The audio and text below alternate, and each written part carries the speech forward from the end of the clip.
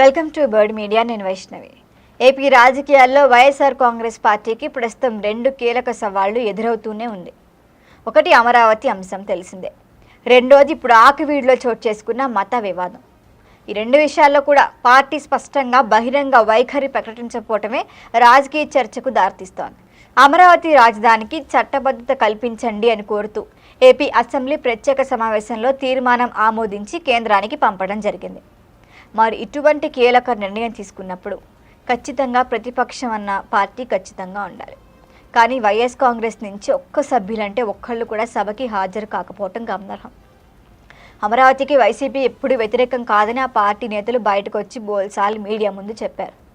మనదేదో assembly వేదికగా అక్కడికే వచ్చి మాకు ఓకే అని మద్దతు ప్రకటిస్తే మంచిదేగా. ఇట్లా చేయకపోవటం అనేక సందేహాలకు తావిస్తాను. ఇది పార్టీ వ్యూహాత్మక అస్పష్టతని కూడా తెచ్చిపెడతాను. అమరావతి విషయంలో వైఎస్ఆర్ కాంగ్రెస్ పార్టీపై గతం నుంచి అనుమానాలున్నాయి. ప్రతిపక్షంలో ఉన్నప్పుడు అమరావతికి మద్దతు ఇచ్చింది పార్టీ. అధికారంలోకి వచ్చిన తర్వాత అబ్బే 3 రాజధానులు ఈ ప్రతిపాదన తీసుకొచ్చింది. చివరికి అటు చేరి ఏపీకి రాజధాని లేకుండా చేసింది 5 ఏళ్లు. మరి ఆ నిర్ణయం అమరావతి వేగాన్ని కూడా తగ్గించిందనే విమర్శలు వచ్చాయి. అయితే 3 రాజధానుల అమలు కూడా ఏమన్నా పూర్తి స్థాయిలో వెలగబెట్టారా అంటే అది లేదు. ఇప్పుడు అధికారంలోంచి పక్కకి తప్పుకున్నారు. ఇలాంటి పరిస్థితుల్లో అమరావతికి వ్యతిరేకం కాదని చెప్పినప్పటికీ అదే విషయాన్ని అధికారికంగా సభలో నమోదు చేయకపోవటమే ప్రతికూల సంకేతాలు ఇస్తోందని అందరూ అంటున్నారు. ఇప్పుడు వీటితో పాటు ఇంకా రెండో అంశం ఆకివీడులో జరిగిన ఘటన. రఘురామకృష్ణంరాజు శ్రీరామనవమి సందర్భంగా శ్రీరాముడి విగ్రహానికి పూలమాలలు వేయటానికి ప్రయత్నించారు ఆయన. కొందరు ఆయన్ని అడ్డుకున్నారు. మరి ఈ ఘటన రాజకీయంగా ప్రాధాన్యమే సంతరించుకుంది. ముఖ్యంగా మత సంబంధిత అంశాల్లో పార్టీల స్పందన ఎప్పుడూ సున్నితంగా ఉండే అంశమే.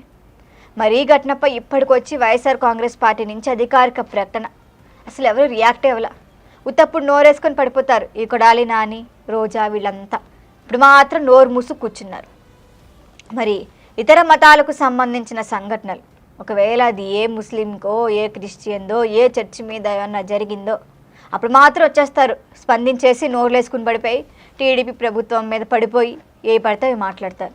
మరి హిందూ మతానికి సంబంధించిన అంశాలు అంతా జరిగినా కూడా మౌనం వహిస్తోందన్న భావన కూడా ప్రజల్లోకి వెళ్తోంది.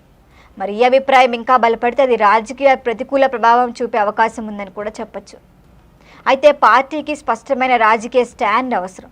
అమరావతి విషయంలో, ఆకివీడు ఘటనలో అసలు ఇవన్నీ కాదు, ఏ విషయమైనా సరే వైఎస్ కాంగ్రెస్ పార్టీ తన అధికారిక అభిప్రాయాన్ని ప్రకటించదు ఎప్పుడు.